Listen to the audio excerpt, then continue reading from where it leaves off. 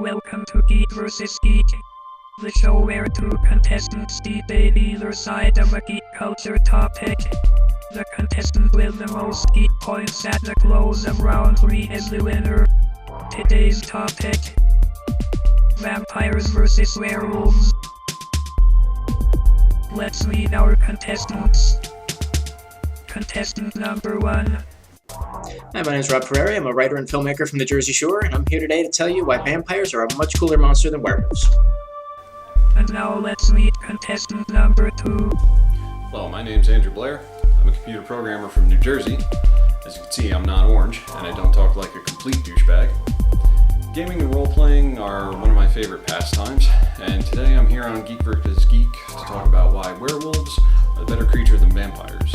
And it's not just because of the furry versus emo argument. Let's begin round 1. Each contestant will have 1 minute to present points in favor of their side. 1 geek point is awarded for each point made. Okay, here's some of the reasons why vampires are a much cooler monster than werewolves. They have their powers all the time, not just once a month. Werewolves are like the PMS of monsters. They're immortal. They will live forever. They get chicks. They can dance. When was the last time you saw a vampire movie where the vampire couldn't dance? They can control their powers. They don't just go off on animal instinct like a werewolf. They die cool. They turn to dust, burst into flames. You're not just left with some sad little naked dude. They have minions, people that do their bidding. They can remember what they do. They're not left with that, oh, what did I do last night while I was a werewolf kind of crap. They can fly. They have mind control. They can shapeshift. They can turn into bats or wolves or anything anyway, so it's like being a werewolf plus. And they can go unnoticed. They can fly under the radar. They look like everybody else. It's kind of hard to not notice the giant wolf guy coming at you. Those are just some of the reasons why vampires are much cooler monsters than werewolves. So, a werewolf is the embodiment of rage and animal instinct. No matter how it's represented, when there's a realization that the threat to be dealt with is a werewolf, every person or supernatural creature at some point has an oh shit moment when they realize what they're dealing with. Typically, they only have to worry about becoming a raging monster once a month. This is a good tool for building suspense. On vulnerabilities, the only thing they really have to worry about is silver. They're very resistant to physical damage, and something like fire or wolfsbane usually just pisses them off. As for ass-kicking potential, werewolves are often badass right out of the gate. There's no learning curve. Speed, strength, teeth, and claws. These are all automatic, and sometimes heightened abilities apply to human form depending on who's telling the story. If a werewolf is coming for you, it's not going to toy with you, capture you, try and break or subjugate you, or make you a plaything. Well, it might make you a plaything in the sense that it's going to try and watch you crawl away with no legs because that's what it finds amusing. No, it's going to hunt you, kill you, and leave pieces of you laying around for your companions to find and freak out on the chance that they're next. And finally, no werewolf in the history of myths and legends has ever sparkled. Round 1 results. Rob earned 12 geek points. Andrew earned 8 geek points. Let's begin round 2. Each contestant will have 1 minute to discredit the points made by their opponent in the first round. 1 geek point is deducted from their opponent for each point successfully discredited. Okay, to dispute my opponent's claims, werewolves may be the embodiment of rage, but that just means they have no style and no finesse. A vampire can plot and scheme and have complex plans, where a werewolf it's all just bite, scratch, attack. And as far as once a month being a suspense builder for a werewolf, it's actually just boring, because really what are they doing the rest of the month other than whining about that one day where they have to turn into a werewolf? And as far as silver being a cool weakness, it's actually pretty lame, because they can get taken out by a teaspoon.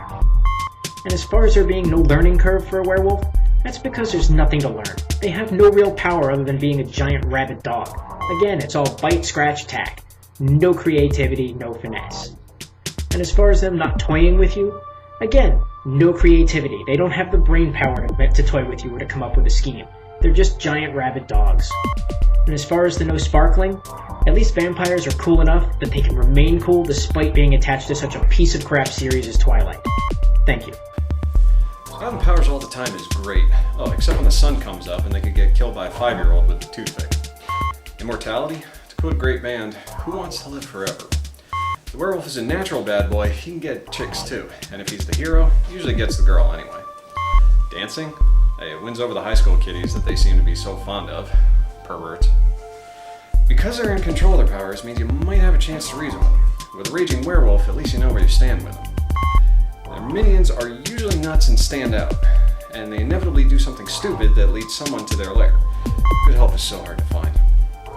And remembering what they've done, yeah, after a few centuries, they're so detached from humanity because of all that, they're just some emo shell of their former selves. As for the powers themselves, it depends on who's telling the story. Powers are usually a crapshoot, and it takes them a long time to figure out what they're doing, even after they're turned. As for vampires looking like everyone else, that's kind of boring. When a werewolf's coming, everybody's like, holy shit, it's a werewolf! Round 2 results. Rob lost 8 geek points, bringing his total to 4 geek points.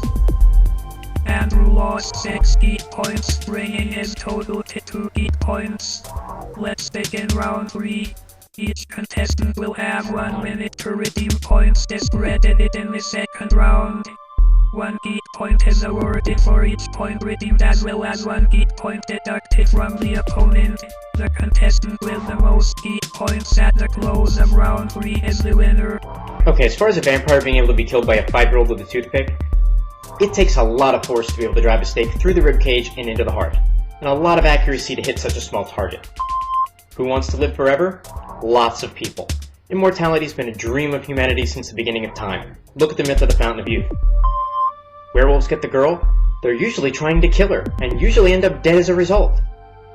As far as being detached from humanity, take a good look at humanity and tell me if it's really such a bad thing to be detached from them.